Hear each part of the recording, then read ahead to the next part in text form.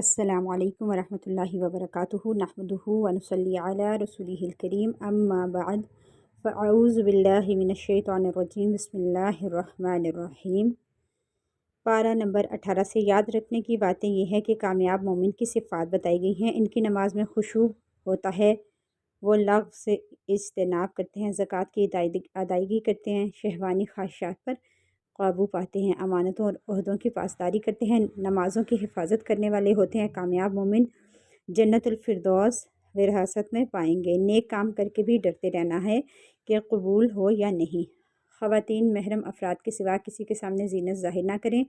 जिस तरह हमारे जिस्म को खाने पीने की ज़रूरत होती है, इसी तरह हमें दीन के मामले में इल्म की ज़रूरत होती है। अल्लाह से दुआ है कि अल्लाह हमें दीन के रास्ते पर चलाए रखे और ऐसा इल्म अता करे जिससे हमारे दीन और दुनिया दोनों संवर जाएँ। आमीन। पारा नंबर 19। पिछले पारा 18 के आखिर में सूरह फुरक़ान की कुछ आयत थीं। अब बाकी आयत इस पारे के आगाज़ में आ रही हैं। आयत नंबर 22। यौमा यरूनल मलाइकता ला बुश्रा यौमइज़िन लिल मुजरिमीन व यक़ूलून हिज्रम महजूरा।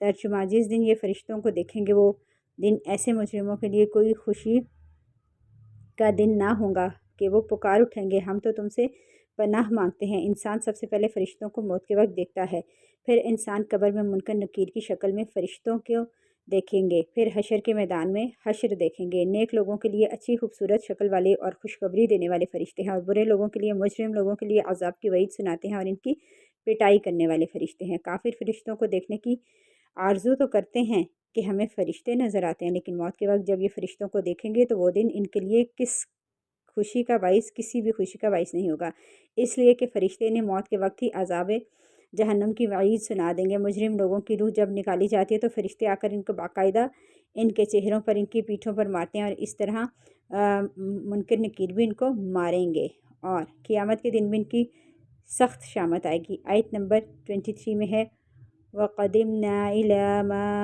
अमिलू मिन अमलिन फ़जअलनाहु हबाअम मंसूरा।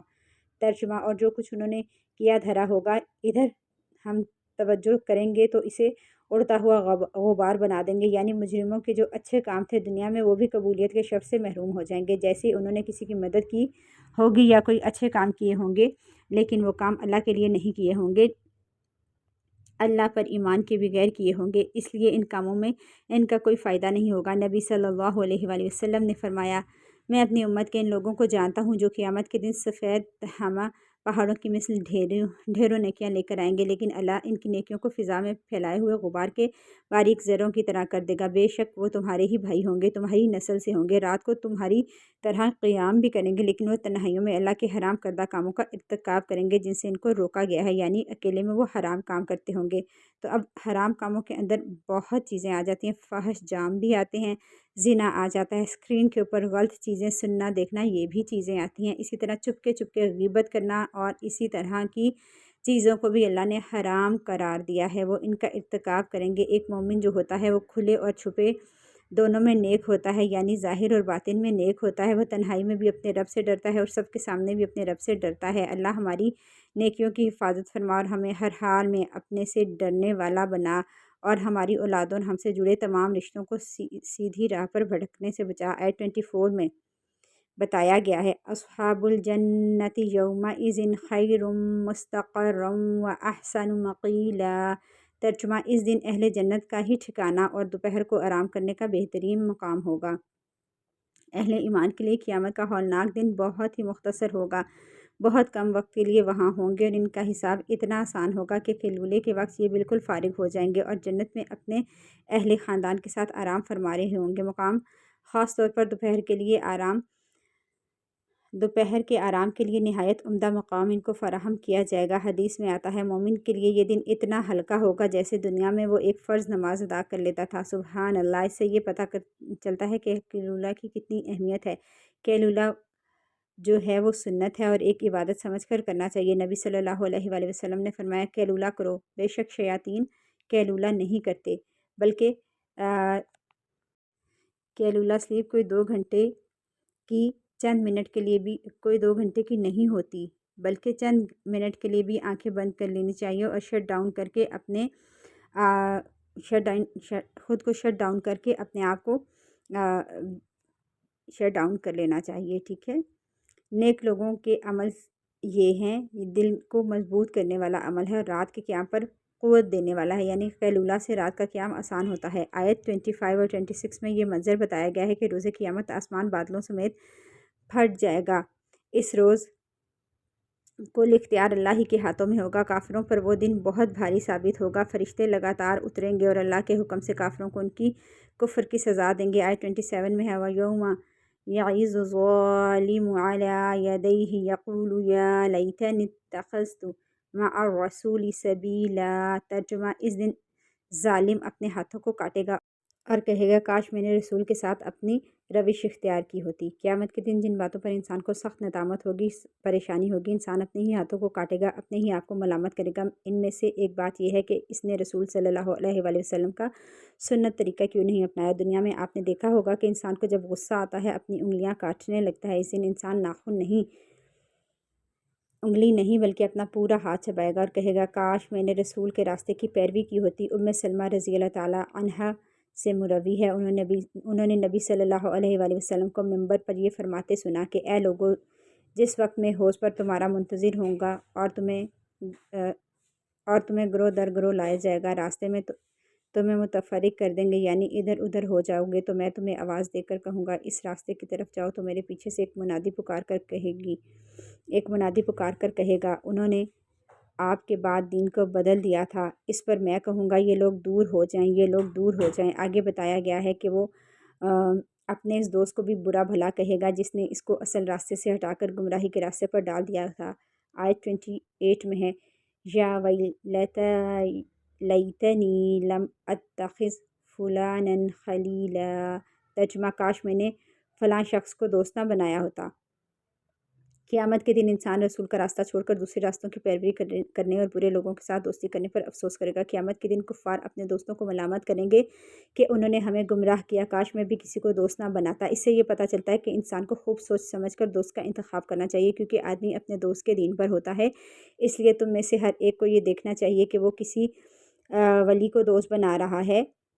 یاد رہے برے لوگوں سے دوستی کے اثرات دنیا میں بھی انسان کے لیے برے ہوتے ہیں۔ انسان کو دو چیزوں پر یعنی سنت کی اتباع اور اپنے دوست کے اوپر نظر ضرور رکھنے کی ضرورت ہے۔ بدعات اور دین سے دور لوگوں کی دوستی سے بچنے کی ضرورت ہے۔ اگر ہم قیامت کے دن کی حسرتوں سے بچنا چاہتے ہیں تو نبی صلی اللہ علیہ وآلہ وسلم کے بتائے ہوئے طریقے کے مطابق زندگی بسر کرنا ہوگی، قرآن کو سمجھنا ہوگا اور اپنے دوستوں کے گیدرنگ کو چیک کرنا ہوگا کہ کیا میرے دوست ایسے ہیں جو میرے ایمان میں اضافہ کرتے ہیں یا ان کے ساتھ رہ کر میرا رہا سہا ایمان بھی چلا جاتا ہے۔ میرے دوست مجھے اللہ کی طرف بلاتے ہیں یا میں اللہ سے دور ہوتی جا رہی ہوں۔ ہمیں دین سے دور لوگوں کی دوستی سے بچنے کی ضرورت ہے۔ آیت 30 میں آتا ہے وَقَالَ الرَّسُولُ يَا رَبِّ إِنَّ قَوْمِ اتَّخَذُوا هَذَا الْقُرْآنَ مَهْجُورًا۔ ترجمہ: اور رسول اللہ صلی اللہ علیہ وآلہ وسلم کہیں گے پروردگار، میری قوم کے یہی لوگ ہیں جنہوں نے اس قرآن کو نشانہ تضحیک بنا رکھا تھا، یعنی قرآن کو چھوڑنے سے مراد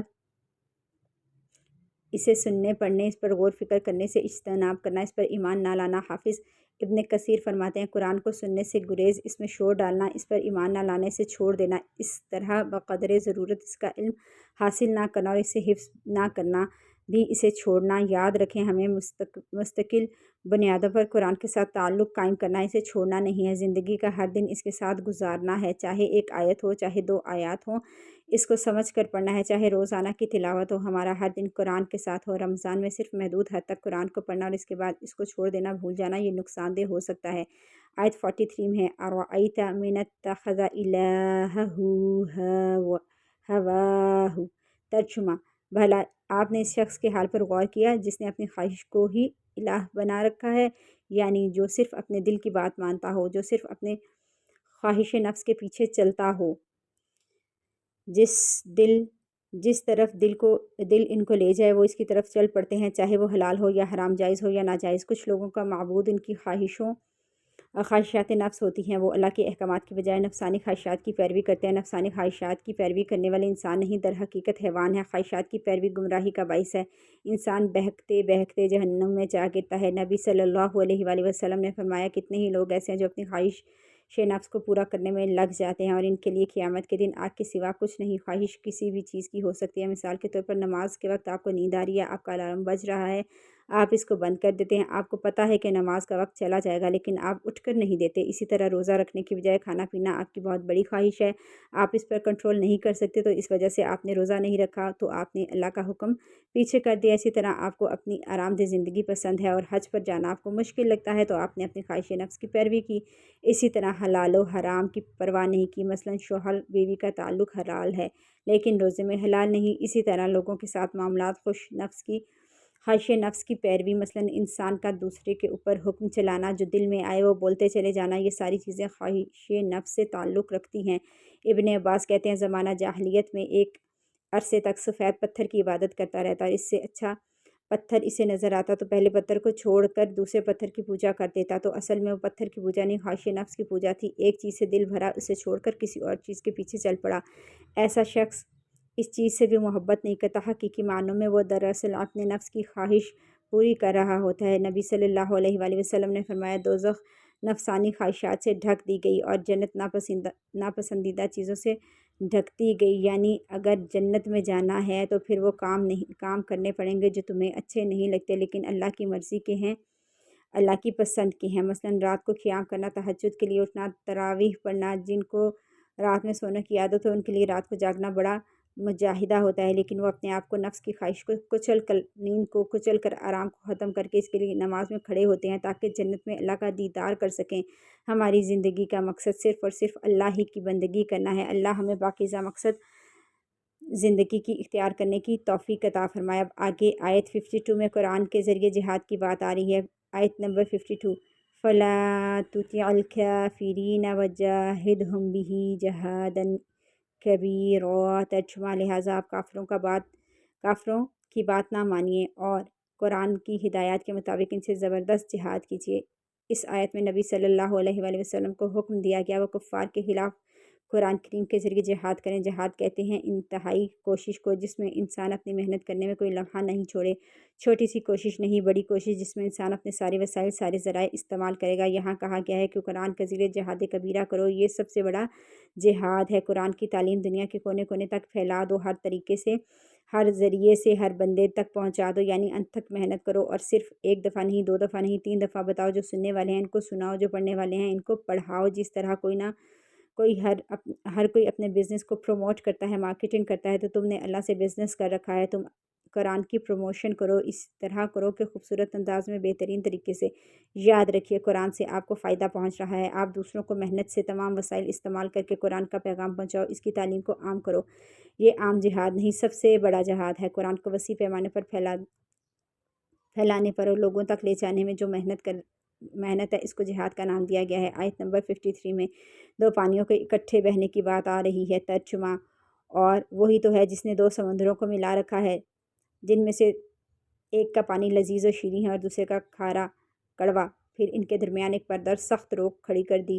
سمندر کا پانی کھاری رہنے میں اللہ کی بڑی حکمتیں ہیں۔ سارا سمندر میٹھا نہیں ہے، لیکن اس کے ساتھ ایسی سٹریمز بھی اس میں ہوتی ہیں کہ جہاں میٹھا پانی بھی ہوتا ہے، کیونکہ میٹھا پانی اگر زیادہ ہوتا تو پھر سمندر خراب ہو جاتا، اس کا ذائقہ بدل جاتا یا اس کے رنگ میں، بو میں تبدیلی آ جاتی، کیونکہ کھارا پانی خراب نہیں ہوتا۔ سمندر کے اندر کی مخلوق وہیں جیتی ہے، وہیں مرتی ہے، اگر مرنے کے بعد میٹھے پانی میں مرتی تو زمین پر رہنا مشکل ہو جاتا، اتنی اسمیل پیدا ہو جاتی۔ بلا شبہ اللہ تعالیٰ کے احسانات بے شمار ہیں۔ سمندر کا کھارا پانی اور اس کے اندر میٹھے پانی کے چشمے بغیر کسی دیوار کے، بغیر کسی رکاوٹ کے، اندر ہی اندر بہت ہی خوبصورت مثال ہے اس بات کی کہ بعض اوقات انسان کا سارا ماحول سمندر جیسا کڑوا ہوتا ہے اور اس کے اندر میٹھے چشمے کی طرح ہوتا ہے جس کے اندر سے خیر پھوٹ رہی ہوتی ہے۔ یہی زندگی کا اصول ہے، میٹھا بن کر کھارے کے ساتھ چلنا ہے۔ آیت 63 سے 67 میں عباد الرحمن کی صفات آ رہی ہیں، یعنی اللہ کے خاص بندوں کی۔ سارے انسان اللہ کے بندے ہیں، لیکن اللہ نے رحمان کے خاص بندے کہہ کر ان سے اپنی محبت اور عزت کا اظہار کیا۔ وَعِبَادُ الرَّحْمَنِ الَّذِينَ يَمْشُونَ عَلَى الْأَرْضِ هَوْنًا وَإِذَا خَاطَبَهُمُ الْجَاهِلُونَ قَالُوا سَلَامًا، ترجمہ، رحمان کے حقیقی بندے ہیں جو زمین پر انکساری سے چلتے ہیں، اگر جاہل ان سے مخاطب ہوں تو بس سلام کہہ کر کنارہ کش رہتے ہیں۔ عباد الرحمن حلم والے، تحمل مزاج، تکبر سے پاک باوقار لوگ ہوتے ہیں، وہ زمین پر عاجزی کے ساتھ چلتے ہیں، غرور کے طور پر نہیں، وہ بیجا بحث و مباحثہ کا حصہ نہیں بنتے، لوگوں سے لڑائیاں نہیں کرتے۔ یاد رکھے پازیٹیو انداز میں علمی گفتگو کرنا تو ٹھیک ہے، لیکن جہاں گفتگو سے مراد دوسروں کو ذلیل کرنا ہو یا ستانا ہو تو وہ پسندیدہ نہیں۔ یاد رکھیں اصولوں کے جواب اس وقت دیں جب تک کوئی شخص آپ سے سیکھنا چاہتا ہو، اور جو نہیں جاننا چاہتا، صرف اعتراض کرنا چاہتا ہے، اس کو سلام کر دیں۔ والذین یبیتون لربہم سجدا وقیاما، اور وہ فرض نمازوں کے علاوہ راتوں کو قیام کرتے ہیں۔ رات کی نماز کی بہت اہمیت ہے۔ نبی صلی اللہ علیہ وآلہ وسلم نے فرمایا فرض نماز کے بعد سب سے زیادہ فضیلت والی نماز رات کی نماز ہے۔ آگے بتایا گیا ہے اور بھی جہنم کے عذاب سے ڈرتے ہیں، وہ کہتے ہیں والذین یقولون ربنا اصرف عنا عذاب جہنم ان عذابها كان غراما انها ساعت مستقرا ومقاما۔ ترجمہ اور دعا کرتے ہیں اے ہمارے پروردگار، جہنم کے عذاب سے ہمیں بچائے رکھنا، کیونکہ اس کا عذاب ٹلنے والا نہیں ہے، بلا شبہ وہ جے قرار بھی بری ہے اور مقام بھی برا ہے۔ نبی صلی اللہ علیہ وآلہ وسلم نے فرمایا جو شخص 3 مرتبہ جہنم سے پناہ مانگ لے تو جہنم خود کہتی ہے اللہ اس بندے کو مجھ سے بچا لے۔ ہر روز کم از کم 3 بار ضرور دعا کرنی چاہیے کہ اللہ تعالیٰ ہم کو جہنم سے بچا کر رکھے۔ آیت 67 میں بتایا گیا وہ مال خرچ کرتے ہوئے میانہ روی سے کام لیتے ہیں، نہ بخل کرتے ہیں نہ ہی اسراف۔ آگے آیت توبہ سے متعلق خوبصورت بات آ رہی ہے۔ آیت نمبر 70 ترجمہ جو شخص توبہ کر لے اور ایمان لے اور نیک عمل کرے تو ایسے لوگوں کی برائیوں کو اللہ تعالیٰ نیکیوں سے بدل دے گا، اور اللہ تعالیٰ بہت بخشنے والا رحم کرنے والا ہے۔ خالص توبہ گناہوں کو نیکیوں میں بدل دیتی ہے۔ شاید یہ ہے کہ انسان بھی اپنی توبہ میں سچا ہو، یہ نہیں کہ ادھر توبہ کر لیں اور ادھر دوسرے دن اپنی مرضی کرنے بیٹھ جائیں۔ گناہ تو معافی ہو جاتے ہیں۔ سچی توبہ یہ ہے کہ اللہ تعالیٰ سے بڑی نعمت کا اظہار کر کے بخشش کی التجا کرے، اللہ کی طرف پلٹنے کا عزم اظہار کرے، اپنے اس ایمان کو پھر تازہ کرے جس میں کمی کی وجہ سے گناہوں میں ملوث ہوا۔ اگر کسی بندے کا حق مارا ہے تو اسے راضی کرے اور ایک پاکیزہ زندگی بسر کرنا شروع کر دے۔ ایسے لوگوں کی توبہ نہ صرف قبول کی جائے گی بلکہ ان کے نامہ اعمال میں برائیوں کی جگہ اچھائیاں لکھ دی جائیں گی۔ زندگی کے رخ کا نیکیوں کی طرف پلٹ جانا توبہ کی قبولیت کی علامت ہے۔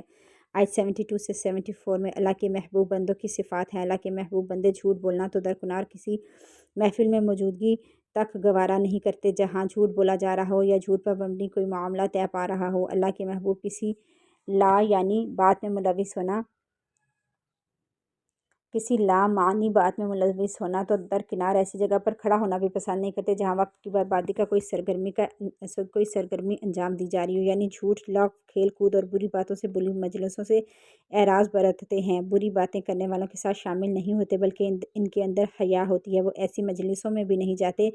مومن بندے اپنے وقت کو ضائع نہیں کرتے۔ پھر آیت 73 میں بتایا ہے کہ اللہ کے محبوب بندوں کو جب اللہ کی آیات کے ذریعے نصیحت کی جاتی ہے تو اسے پوری توجہ اور عمل کی نیت سے سنتے ہیں۔ رب کی آیات کو بس اندھے بہروں کی طرح نہیں سنتے۔ بہرا وہ ہوتا ہے جس کے کان کو آواز لگے تب بھی اس کو سنائی نہیں دیتی، اندر کچھ نہیں اترتا، سمجھ کچھ نہیں آتا کہ دوسرا کیا کہہ رہا ہے۔ اسی طرح قرآن کو صرف اس طرح سننا ہے کہ کچھ سمجھ میں نہیں آئے تو یہ بھی درست نہیں ہے۔ قرآن کو سمجھنے کی کوشش کریں۔ اللہم فقہنی فی الدین، اللہ ہمیں دین کی سمجھ بوجھ عطا فرما، اللہ ہمیں شرح صدر عطا فرما، آمین۔ آگے آیت 74 میں بتایا گیا کہ اللہ کے محبوب بندے اپنی بیویوں اور اولادوں کے لیے بارسائی کی دعائیں کرتے ہیں۔ وہ کہتے ہیں ربنا ہب لنا من ازواجنا وذریاتنا قرۃ عین واجعلنا للمتقین اماما۔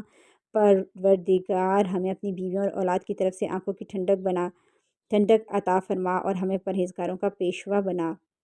مومن کی آنکھ کو اس بات سے بڑھ کر ٹھنڈا کرنے والی اور کوئی چیز نہیں کہ وہ اپنی بیوی اور اپنی اولاد کو اللہ کا فرما بردار دیکھے۔ آپ نے محسوس کیا ہوگا کہ جب آپ کے بچے کو کوئی نیکی کا کام کرتے ہیں تو آپ کو خوشی ہوتی ہے، کسی بڑی دولت کما کر لانے پر نہیں اتنی خوشی ہوتی۔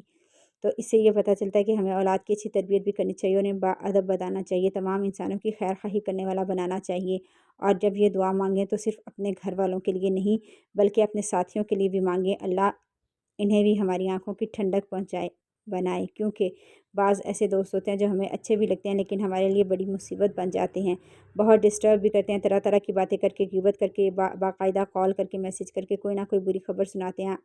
ان کا اپنا دماغ خراب ہوتا ہے، اپنی لڑائیوں کی داستان آپ کو سنا رہے ہوتے ہیں۔ ایسے لوگوں سے بھی پناہ مانگنی چاہیے، یا اللہ وہ ٹھیک ہو جائیں یا ہم کو ان سے نجات دے۔ اسی طرح ہمارے ساتھی، ہمارے فالوورز، جیسے ایک ماں ہے تو بچے اس کے فالوورز ہیں، اور اگر نیک بچے ہیں تو ماں باپ کو سمجھائیں گے کہ یہ نہیں کریں، اللہ نے منع کیا۔ آگے اس دعا میں ہے، یا اللہ ہمیں متقین ہی کے بیچ میں رکھ، نیک لوگوں کے ہاتھوں ہماری روح نکلے، اس وقت وہ ہمیں سنبھالنے والے ہوں، نیک لوگ ہمارے جنازہ پڑھنے والے میں ہوں، تاکہ آگے کی منزلیں آسان ہوں۔ تو یہ ہے انسان کی بڑی خوش قسمتی، اور اس کے لیے انسان کو دعائیں کرتے رہنا چاہیے۔ سورہ فرقان مکمل ہوئی، آگے سورہ شعراء آ رہی ہے۔ سورہ شعراء کی آیات 23 سے 33 تک حضرت موسیٰ علیہ السلام اور فرعون کے درمیان مکالمہ کا ذکر ہے، یعنی ان کے درمیان بات چیت کو بتایا گیا ہے۔ فرعون نے پوچھا، تمام جہانوں کا رب کون ہے؟ حضرت موسیٰ علیہ السلام نے کہا، آیت 24، قال رب السماوات والارض وما بینہما ان کنتم موقنین۔ ترجمہ، موسیٰ نے کہا، وہ جو آسمانوں، زمین اور جو کچھ ان کے درمیان ہے سب کا مالک ہے، اگر تمہیں کچھ یقین آ جائے۔ اس جواب پر فرعون کو اپنے رب ہونے کے دعوے پر شرم محسوس ہوئی، کیونکہ اس کا اقتدار تو زمین کے انتہائی مختصر حصے یعنی مصر تک محدود تھا۔ اس نے بھرے دربار میں اپنی شرمندگی مٹانے کے لیے حضرت موسیٰ علیہ السلام کو مجنون قرار دیا اور قید کرنے کی دھمکی دی۔ البتہ حضرت موسیٰ علیہ السلام نے اپنی لاٹھی پھینکی، خطرناک بن گئی تو فرعون کے ہوش ٹھکانے آ گئے۔ اس طرح حضرت موسیٰ علیہ السلام کے ہاتھ میں ید بیضا کی صورت اختیار کی تو وہ مرعوب ہو گیا، اس نے دربار برخاست کر دیا۔ اسی طرح آگے حضرت ابراہیم علیہ السلام اور بت پرستوں کے درمیان مکالمہ آ رہا ہے۔ پھر آگے 78 سے 82 میں حضرت ابراہیم علیہ السلام کی زبانی رب کا خوبصورت تعارف آ رہا ہے، الذی خلقنی فہو یہدین والذی ہوا یطعمنی ویسقین واذا مرضت فہو یشفین والذی یمیتنی ثم یحیین والذی اطمع ان یغفر لی خطیئتی یوم الدین۔ جس نے مجھے پیدا کیا پھر وہی مجھے راہ دکھاتا ہے، اور جو مجھے کھلاتا اور پلاتا ہے، اور جب میں بیمار ہوتا ہوں تو وہی مجھے شفا دیتا ہے، اور جو مجھے مارے گا پھر زندہ کرے گا، اور جو مجھے امید ہے میرے گناہ قیامت کے دن مجھے بخش دے گا۔ آگے آیت 83 میں حضرت ابراہیم علیہ السلام کی بہت ہی پیاری دعا آ رہی ہے، ربی حب لی حکما والحقنی بالصالحین واجعل لی لسان صدق فی الآخرین۔ آیت نمبر 84 ہے یہ، واجعلنی من ورثۃ جنۃ النعیم۔ آیت 85، ولا تخزنی یوم یبعثون یوم لا ینفع مال ولا بنون الا من آتی اللہ بقلب سلیم۔ حضرت ابراہیم علیہ السلام کی ایمان افروز دعائیں ان آیات میں نقل کی گئی ہیں، اور یہ آیات 83 سے 89 تک تھی، ٹھیک ہے۔ اور حضرت ابراہیم علیہ السلام کی جو ایمان افروز دعائیں تھیں یہ آپ کو سنا دی گئی ہیں۔ اور اے میرے رب مجھے حکمت جیسی خیر کثیر عطا فرما، اے میرے رب مجھے دنیا اور آخرت میں صالحین کی رفاقت نصیب فرما، اے میرے رب میرے بعد والوں میں میرا ذکر خیر جاری فرما، اے میرے رب مجھے نعمتوں والی جنت کا وارث بنا، اے میرے رب مجھے روز قیامت کی رسوائی سے محفوظ فرما، وہ روز جب مال اور بیٹے کام نہ آئیں گے بلکہ وہ دل کام آئے گا جس پر نہ گناہوں کی آلودگی ہو نہ ہی غفلت کے پردے۔ اللہ ہم سب کے حق میں یہ دعائیں قبول فرمائے۔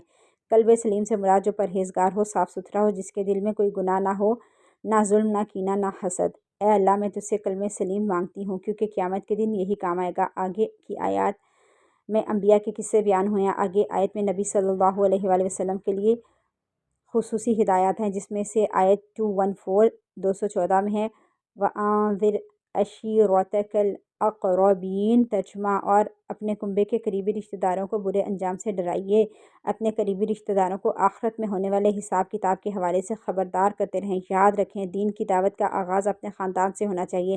بہت دفعہ ایسا ہوتا ہے کہ آپ گھر والوں کو بتا کر تھک جاتے ہیں، لیکن وہ مان کر نہیں دیتے، اور پھر جب انسان یہ سوچتا ہے کہ اب میں کون سی شکل لے کر ان لوگوں کے پاس جاؤں، لوگ کہیں گے کہ اپنے گھر والوں کو تو دیکھو۔ یہاں سوچنے کی بات یہ ہے کہ جو انسان دوسروں کو بتاتا ہے کیا وہ اپنے گھر والوں سے غافل ہوگا؟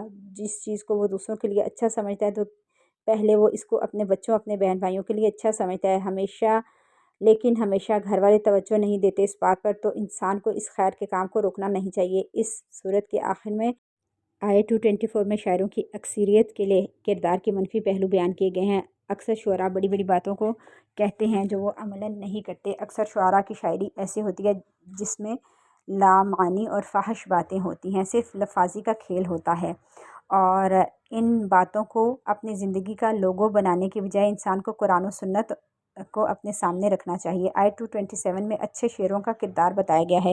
اس آیت میں اعتراف کیا گیا ہے کہ شاعروں میں کچھ نیک سیرت بھی ہوتے ہیں جو ایمان لاتے ہیں، شریعت کے مطابق زندگی بسر کرتے ہیں، شاعری کے ذریعے اللہ کا ذکر اور اس کی تعلیمات کو عام کرتے ہیں، اور دین اسلام کے شاعر پر اعتراض کرنے والے شاعروں کے کلام کا منہ توڑ جواب دیتے ہیں۔ یاد رہے، اسلام میں بامقصد لوگوں کی رہنمائی کا ذکر اور دین کی تبلیغ کے لیے شاعری منع نہیں ہے۔ حسان بن ثابت ابھی اسلام کے بہت بڑے شاعر تھے۔ سورہ نمل شروع ہو رہی ہے۔ نمل چونٹی کو کہتے ہیں۔ اس صورت میں پہلی بار حضرت سلیمان علیہ السلام کا تفصیل سے قصہ آئے گا۔ سورت کی شروع کی آیات میں حضرت موسیٰ علیہ السلام پر ظہور نبوت کا بتایا گیا ہے۔ اس کے بعد آگے آیات میں حضرت سلیمان علیہ السلام کا تفصیلی قصہ آ رہا ہے۔ آیت 15 سے 19 اللہ تعالیٰ نے سلیمان علیہ السلام کو بہت سی نعمتوں سے نوازا تھا۔ ان کی شاندار سلطنت تھی۔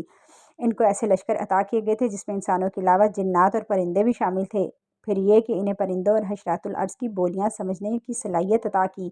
اتنی نعمتوں کے باوجود حضرت سلیمان علیہ السلام کے رویے میں غرور اور تکبر نہیں تھا، ہر نعمت پر اللہ کا شکر ادا کرتے تھے۔ ایک روز جب ان کا لشکر ایسی وادی سے گزرا جہاں چونٹیوں کی کثرت تھی، حضرت سلیمان علیہ السلام کے لشکر پورے ڈسپلن میں ہوتے تھے، تو ایک چونٹی نے حضرت سلیمان علیہ السلام کے لشکر کو دیکھ کر اپنی ساتھیوں کو بل میں جانے کا مشورہ دیا۔ چونٹیوں کی جو لیڈر تھی، جو ان کی ملکہ تھی، اس نے اپنی قوم کی خیر خواہی کی، ان کی فکر کی اور انہیں بچنے کی تدبیر سے آگاہ کیا۔ یاد رکھیں، دوسروں کی فکر کرنا زندہ قوموں کی علامت ہوتی ہیں۔ دوسروں کی فکر کرنے والے خود بھی عزت پاتے ہیں اور ترقی پاتے ہیں۔ ہمارے آس پاس کتنی چونٹیاں بول رہی ہوں گی کہ ہمیں تو کچھ پتہ ہی نہیں چلتا۔ پرندوں کی آوازیں ہم سنتے ہیں، چونٹیوں کی ہم سن نہیں سکتے، تو حضرت سلیمان علیہ السلام کے پاس کتنا گہرا علم تھا جو ان کے معجزات میں سے تھا۔ اللہ نے ان کو ایسے حس دی تھی کہ وہ نہ صرف بولی سمجھتے تھے بلکہ اس کو آواز میں بھی پا لیتے تھے۔ چونٹی سلیمان علیہ السلام کو پہچانتی ہے تو وہ لوگ جو انکار کر رہے ہیں تو چونٹی سے بھی بدتر ہوئے نا۔ یاد رکھیں، جو چیزیں جنہیں ہم بے جان کہتے ہیں یہ سب دیکھ رہی ہوتی ہیں آنکھوں کے ساتھ، اور ہمیں پہچانتی بھی ہیں، اور ان کے آس پاس جو کچھ ہم کام کرتے ہیں وہ دیکھ لیتی ہیں۔ قیامت کے دن گواہیاں بھی دیں گی۔ زمین کے اوپر ہم 2 قدم رکھے ہوئے ہیں، وہ بھی ہمارے لیے گواہی دے گی، ہمارے حق میں یا ہمارے خلاف۔ زمین بھی گواہی دے گی، اس شخص سے میرے اوپر بیٹھ کر کام کیا، وہ آپ کو پہچان جائے گی۔ قیامت کے دن اللہ تعالیٰ حجر اسود کو آنکھیں دیں گے۔ آگے بتایا گیا ہے، سلیمان علیہ السلام کے چونٹی کی بات سن کر مسکرا دیے اور بنا کسی غرور و تکبر کے فوراً اللہ کی طرف رجوع کیا۔ سلیمان علیہ السلام کے دل میں خیال آیا کہ کہیں اس وجہ سے میرے اندر کوئی غرور نہ آ جائے، میں کچھ سمجھنے نہ لگ جاؤں، تو انہوں نے دعا کی۔ یاد رکھیں، جو نعمتوں کا قدردان ہوتا ہے اس کا دل اور اس کی زبان اللہ کی تعریف سے لبریز ہوتی ہے۔ انہوں نے کہا، آیت نمبر 19، ربی اوزعنی ان اشکر نعمتک التی انعمت علی وعلی والدی وان اعمل صالحا ترضاہ وادخلنی برحمتک فی عبادک الصالحین۔ ترجمہ: اے میرے پروردگار، مجھے توفیق دے میں تیری اس نعمت کا شکر ادا کر سکوں جو تو نے مجھے اور میرے والدین کو عطا کی، اور اس بات کی بھی کہ میں ایسے اچھے عمل کروں جو تجھے پسند ہوں، اور اپنی رحمت سے مجھے صالح بندوں میں داخل کر۔ اور ہم سب کی بھی یہ دعا ہونی چاہیے کہ اللہ تعالیٰ ہمیں ایسا اچھا کام کرنے کی توفیق دے جس سے تو خوش ہو جائے۔ ہم ساری زندگی لوگوں کو خوش کرنے کے لیے اچھے اچھے کام کرتے ہیں، اور جو کام لوگوں کی خوشی کے لیے کیا جائے اس سے کچھ نہیں ملے گا۔ یاد رکھیے، چونٹی جیسی معمولی تخلیق بھی بامقصد زندگی گزارتی ہے، تو پھر ہم کیوں بے مقصد اپنی زندگی گزار رہے ہیں۔ آیت 20 سے 28 میں ہے، حضرت سلیمان علیہ السلام کے لشکروں میں ایک پرندہ ہدہد تھا۔ ایک روز حضرت سلیمان علیہ السلام نے اپنے لشکر کا جائزہ لیا تو دیکھا ہدہد بغیر رخصت کے غائب ہے۔ انہوں نے فرمایا، اگر کوئی وہ معقول عذر لے کر نہیں آیا تو اسے سزا دی جائے گی۔ نوٹ کریں، غیر حاضر ہونے کی اتنی سزا ہے، جتنے بڑے مشن سے جو غیر حاضر ہوتا ہے اتنا ہی بڑا جرم کرتا ہے۔ سلیمان علیہ السلام کے جو لشکر اکٹھے کیے تھے ان میں باقاعدہ ریکارڈ رکھا جاتا تھا، ان کی اٹینڈنس ہوتی تھی، کیونکہ منظم طریقے سے کام کرنے کے نتائج کچھ اور ہوتے ہیں۔ آپ سوچئے کہ حضرت سلیمان علیہ السلام کے لشکر کی تعداد کتنی ہوگی۔ سلیمان علیہ السلام کا علم اور ان کی نظر کیسی تھی کہ ان کو ہدہد اپنے لشکر میں نظر نہ آئی تو اس کا پیچھا کیا کہ وہ کہاں گئی۔ انبیاء کو غیب کا علم نہیں ہوتا۔ ہدہد کا سائز چھوٹا ہوتا ہے، انسان ہاتھ میں پکڑ لے۔ نبی صلی اللہ علیہ وآلہ وسلم نے ہدہد کو مارنے سے منع کیا۔ آگے بتایا گیا کچھ دیر میں ہدہد آیا، اس نے بتایا وہ اڑتے اڑتے یمن پہنچ گیا تھا، وہاں سبا نامی ایک قوم کو آباد پایا۔ اس کی حکمران ایک ملکہ ہے جسے ہر نعمت عطا کی گئی ہے، خاص طور پر اس کا تخت انتہائی نفیس اور قیمتی ہے۔ وہ قوم شیطان کے گمراہی کے تحت سورج کی پرستش کرتی ہے، یعنی شرک کرتی ہے، حالانکہ حقیقی معبود اللہ ہے جو بھی کائنات کا مالک ہے۔ سبحان اللہ۔ ہدہد کو سمجھ ہے کہ اللہ رب العالمین کون ہے۔ ہدہد پریشان ہے انسانوں کے شرک پر، اور یہ بھی سمجھ ہے کہ شیطان انہیں بہکا رہا ہے۔ ایک پرندے کے اندر کس قدر سمجھ کی باتیں ہیں۔ سلیمان علیہ السلام کو بھی علم دیا گیا کہ ان کے لشکروں کو بھی علم دیا گیا۔ سلیمان علیہ السلام کے پاس تو جن بھی تھے جو طرح طرح کی خبریں لاتے تھے، لیکن یہ خبر ہدہد کے حصے میں ہی آئی اور وہ ہی لے کر آیا۔ اللہ تعالیٰ نے جانوروں کو، پرندوں کو بعض اوقات کچھ چیزیں، کچھ خوبیاں اور کچھ صفات ہم سے زیادہ دے رکھی ہوتی ہیں۔ کچھ پرندوں کی آنکھیں چھوٹی ہوتی ہیں لیکن ان کی نظر گہری ہوتی ہے۔ عقاب اور چیل کئی سو فٹ کی بلندی سے اوپر سیدھے اتر کر تیزی سے شکار کو پکڑ کر لے آتے ہیں۔ جو چیزیں ہمیں نظر نہیں آ رہی ہوتی دیکھ لیتے ہیں۔ اس لیے اللہ تعالیٰ کی ہر مخلوق کے اندر کوئی نہ کوئی کوالٹی ایسی ہوتی ہے جس کی بنا پر ان کی قدر کرنی چاہیے۔ آیت نمبر 27 میں ہے قَالَ سَنَنظُرُ أَصَدَّقْتَ أَمْ كُنتَ مِنَ الْكَاذِبِينَ۔ ترجمہ، سلیمان نے کہا ابھی ہم دیکھ لیتے ہیں کہ تو سچ کہہ رہا ہے یا جھوٹا ہے۔ یہاں یہ اہم بات پتہ چل رہی ہے کہ ایک لیڈر کو ایکشن میں لینے سے پہلے ہی تحقیق کرنی چاہیے کہ جو خبر کسی نے آ کر دی ہے وہ سچی بھی ہے یا نہیں۔ عموماً گھروں میں دیکھا گیا ہے کہ بچے ماں کے پاس جا کر روتے ہیں، کہتے ہیں کہ بہن نے یہ کر دیا، بھائی نے یہ کر دیا۔ ماں کو یہ کرنا چاہیے کہ صرف ایک کا فیصلہ نہ سنے، دوسرے کو بھی بلا کر پوچھے کہ کیا معاملہ ہے۔ آگے بتایا گیا ہے کہ حضرت سلیمان علیہ السلام نے ملکہ سبا کے نام خط اور توحید کا پیغام بھیجا اور اس کو ان کے دربار میں مطیع و فرما بردار ہو کر حاضر ہونے کا حکم دیا۔ خط کی ابتدا بسم اللہ الرحمن الرحیم سے کی گئی۔ جو خبر لایا تھا اس کا علم اسی کے سپرد کر دیا گیا۔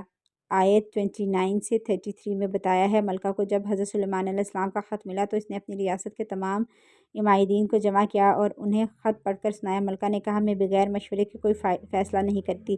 عمائدین سلطنت نے کہا ہمیں پوری طاقت سے ان کا مقابلہ کرنا چاہیے، ہم اس کے لیے تیار ہیں، البتہ فیصلے کا اختیار آپ کو ہے، آپ جو چاہے فیصلہ کریں۔ یہاں ایک اچھے لیڈر کی کوالٹی معلوم ہو رہی ہے کہ وہ اپنے ساتھیوں سے مشورہ کرتا ہے، ساتھی بھی کتنے اچھے ہیں کہ اپنی قوت کا اظہار کر کے اتھارٹی لیڈر کو دیتے ہیں کہ آخری فیصلہ آپ کا ہے۔ یاد رکھیے الٹیمیٹ اتھارٹی جو ہے وہ ایک کے پاس ہونی چاہیے، مشورہ سب کو دینا چاہیے تاکہ معاملات کا صحیح فیصلہ وقت پر ہو سکے۔ آگے بتایا گیا ملکہ نے فیصلہ کیا۔ چند تحائف بیچ کر حضرت سلیمان علیہ السلام کے مزاج کا اندازہ لگاتے ہیں کہ آیا وہ دنیا پرست ہے یا ان کے کچھ اور مقاصد ہیں۔ عورت کو یہ بات سمجھ میں آ گئی کہ جنگ کوئی اچھی چیز نہیں۔ عقل مند لیڈر وہ ہے جو قوم کے حق میں فیصلہ کرتا ہے، جس سے قوم کے حقوق کی حفاظت ہوتی ہے۔ قوم کا لیڈر سمجھدار نہیں ہو تو قوم کو ہلاکت کے گڑھے میں جا پھینکتا ہے۔ ابن عباس رضی اللہ تعالیٰ عنہ کہتے ہیں اس عورت نے اپنی قوم سے کہا اگر اس نے تحفے قبول کر لیا تو ایک عام بادشاہ ہوگا تو ہم اس سے جنگ کر لیں گے، اور اگر اس نے قبول نہیں کیا تو نبی ہوگا اور اس کی پیروی کر لینا۔ پرکھنے کا بھی کتنا اچھا طریقہ ہے۔ آگے بتایا گیا ہے کہ حضرت سلیمان علیہ السلام نے ملکہ کے تحفے بھیجے ہوئے واپس لوٹا دیے۔ پھر آگے حضرت سلیمان علیہ السلام بھی ملکہ کو ٹیسٹ کر رہے تھے۔ انہوں نے اپنے مصاحبین سے کہا کہ تم میں سے کون ملکہ کی سب سے قیمتی چیز یعنی اس کے تخت کو ملکہ کے یہاں آنے سے پہلے اٹھا کر لا سکتا ہے۔ ایک مصاحب نے جسے اللہ نے کوئی خاص علم دے رکھا تھا اور اس نے کہا یہ کام میں چشم زدن میں کر سکتا ہوں۔ حضرت سلیمان علیہ السلام نے اللہ کی نعمتوں پر شکر ادا کیا۔ جب کوئی ایسی چیز آپ کو مل جائے جو آپ سوچ رہے ہوں یا آپ کی توقعات سے بڑھ کر ہو یا آپ کے لیے بہت آسانی کا سبب ہو جائے تو اس پر لازماً رب کا شکر ادا کریں۔ یہ بھی معلوم ہو رہا ہے کہ جنوں کے اندر بھی درجات ہوتے ہیں، کچھ معمولی، کچھ بڑے اور کچھ اس سے بھی بڑے، زیادہ قوت اور علم کی قوت والے۔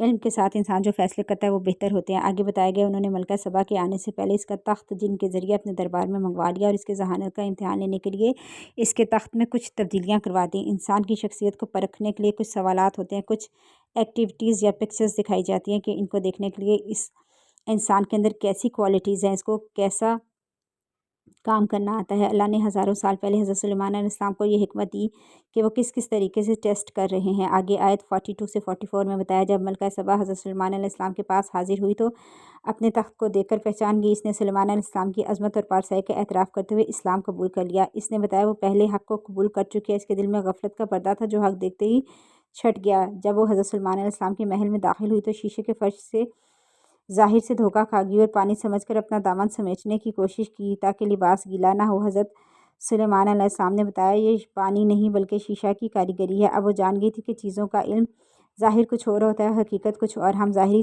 چمک سے متاثر ہو کر نتائج عکس کر لیتے ہیں اور حقیقت کو نہیں پاتے۔ ہم سورج کی چمک سے متاثر ہو کر اس کو معبود سمجھ بیٹھے، حالانکہ اللہ معبود اصل معبود ہے جس نے سورج کو اس کی تاثیر کو پیدا فرمایا۔ یاد رہے ہمیں حق بات سمجھ میں آ جائے تو ہمیں قبول کرنے میں دیر نہیں کرنی چاہیے۔ ملکہ سبا کے حالات و واقعات پڑھنے سے اندازہ ہوتا ہے کہ یہ خاتون اپنے شرک کی حالت میں اسلام کی حالت دونوں میں بہت ہی عقل مند تھی۔ یہ اپنے سرداروں سے زیادہ سمجھدار تھی، اسے کام کرنے کا طریقہ آتا تھا۔ اس سے یہ معلوم ہوتا ہے کہ خواتین اپنی عقل استعمال کریں تو وہ بھی مفید کام کر سکتی ہیں۔ بعض خواتین شادی کے بعد کاغذ قلم اٹھا کے ایک طرف رکھ دیتی ہیں اور مزید علم حاصل کرنے سے گھبرانے لگتی ہیں۔ ڈگریوں کے حصول کے باوجود جو کچھ اس نے پڑھا ہوتا ہے وہ بھی بھلا دیتی ہیں۔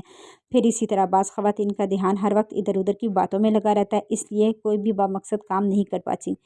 کچھ خواتین اپنا بہت قیمتی وقت لوگوں کی باتوں میں کڑ کڑ کر ضائع کر دیتی ہیں، لہٰذا وہ مثبت کام نہیں کر پاتی۔ یاد رکھیں ہماری نسلوں کو پڑھی لکھی اور عقلمند ماؤں کی ضرورت ہے۔ بچوں کو پڑھی لکھی، باشعور اور علم دوست ماؤں نظر آئیں گی تو ان کے اندر بھی پڑھنے لکھنے کا شوق پیدا ہوگا اور جذبہ پیدا ہوگا۔ لہٰذا خواتین کتابوں سے اپنا تعلق رکھیں، خصوصاً دین کا علم حاصل کرنے کا شوق اختیار کریں۔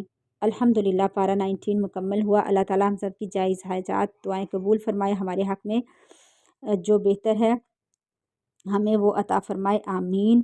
وآخر الدعوانا ان الحمدللہ رب العالمین۔